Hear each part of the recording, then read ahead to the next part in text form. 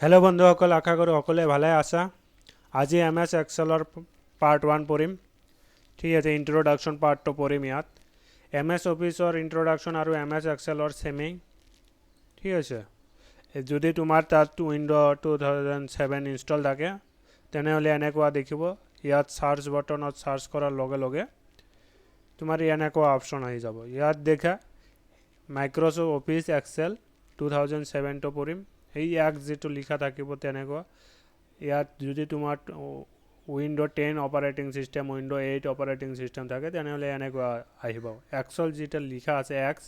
তাত ক্লিক কৰিবা ক্লিক কৰাৰ লগে লগে এইটো আহি যাব আৰু বেসিক যিবিলাক হোম ট্যাব এই cut copy paste format painter এইবিলাকৰ ফাংচন সেম তুমি এমএস অফিসত যেনেকুৱা পঢ়িছা যদি ভিডিও বিলাক দেখা নাই তেনেহলে এই যে প্লে লিষ্টত গৈ এমএস অফিসৰ ভিডিও বিলাক চাই লওক তাৰ পিছত ইনসাৰ্ট ৰিবনত যাম এইবিলাক এটা এটা কৈ পঢ়িম মেইনলি এমএস এক্সেল যেটো আছে এটো কি কামত ইউজ হয় মেইনলি দেখা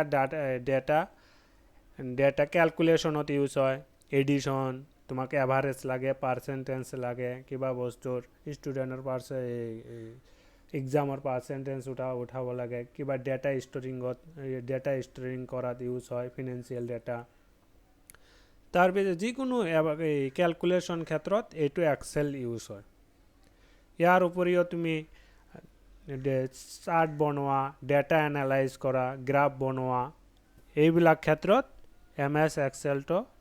ইউজ হয় এই কাৰণে এমএস এক্সেল টো বহুত জৰুৰী হয় বহুত ইম্পৰ্টেন্ট হয় এটো ঠিক আছে যদি নতুন শীট খুলিব বিচাৰা তেনেহলে ইয়াতে যাবা গৈ এইটো নিউ ওপেন সেভ সেপেস এইবিলাক সেম এমএস অফিসত যেনেকুৱা কৰিছে তেনেকুৱাই ঠিক আছে এতিয়া চোৱা এইবিলাকক এ বি সি ডি এইবিলাক ক্লম হয় ক্লম এ বি সি ডি আৰু এইবিলাক 1 2 3 4 এইবিলাকক ৰ বুলি কয় ঠিক আছে 1 2 3 এইবিলাক ৰ আৰু এইবিলাক ক্লম টোটাল ক্লম কিমানটা আছে 16038 পৰ এটা শীট এটো শীট বুলি কয়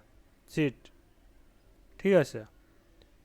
তে টোটাল ক্লম ইমানটা আছে আৰু ৰ কিমান আছে 10,48,576 আৰু এইবিলাকক সেল বুলি কয় একটাক সেল বুলি কয় বহুত কেইটা সেল মিলি এটা শীট হয় এই শীট বহুত কেইটা সেল মিলি এটা শীট হয় আৰু এইটো এই শীট ক্লিক কৰাৰ লগে লগে দেখা ইয়াতে নাম্বাৰ আহি যায় এই নেম বক্সত ইয়াৰ এড্ৰেছ আহি যায় তাৰ মানে ডি কলম নম্বৰ ডি ৰ নম্বৰ 6 ইয়াৰ এড্ৰেছ যদি ইয়াত ক্লিক কৰা তাৰ মানে কলম নম্বৰ সি ৰ নম্বৰ 10 ইয়াৰ এড্ৰেছ আৰু এটো ফৰ্মুলা বাৰ বুলি কয় ফৰ্মুলা বাৰ যি তুমি লিখা ফৰ্মুলা তাত আহি যাব দেখা এই যে আহিছে ফৰ্মুলা বাৰ ঠিক আছে তে এইবিলাক একটা সেল বহুত কেইটা সেল মিলি এটা কি হয় শীট হয় ঠিক আছে আৰু যদি এইটো হ্যাক হৈ যায় এইটো শীট তেনেহলে আৰু নতুন শীট লিখিব পাৰা যায় আৰু নতুন শীট লিখিব পাৰা যায় বহুত কেইটা শীট মিলি এটা ওয়াৰ্কবুক হয় ওয়াৰ্কবুক এই যে যেতিয়া ফাইল এটা সেভ কৰিবা এটো কব ওয়াৰ্কবুক বহুত কেইটা শীট মিলি শীট বিলাক তুমি ৰিনেম কৰিব পাৰা এনেকুৱা কৈ ৰাইট ক্লিক কৰিবা ৰিনেম তুমি ষ্টুডেন্ট যদি ইয়াতে অ্যাটেন্ডেন্স দিয়া অ্যাটেন্ডেন্স শীট লিখি দিবা অ্যাটেন্ডেন্স দেখা ঠিক আছে শীট তুমি ডিলিটও কৰিব পাৰা ৰাইট ক্লিক কৰি ডিলিট হৈ গল শীটটো ঠিক আছে এটো হল এমএস অফিসৰ এক্সেলৰ ইন্ট্ৰোডাকশন পিছৰ ক্লাছত কেনেকৈ ফৰ্মুলা কেনেকৈ ইউজ হয় কেনেকৈ আমালকে বাকি ফাংচন বিলাক পিছৰ ক্লাছত এটা এটা কৈ পঢ়িম বন্ধুসকল যদি চ্যানেলটো এতিয়াও সাবস্ক্ৰাইব কৰা নাই তেনেহলে সাবস্ক্ৰাইব কৰি লওক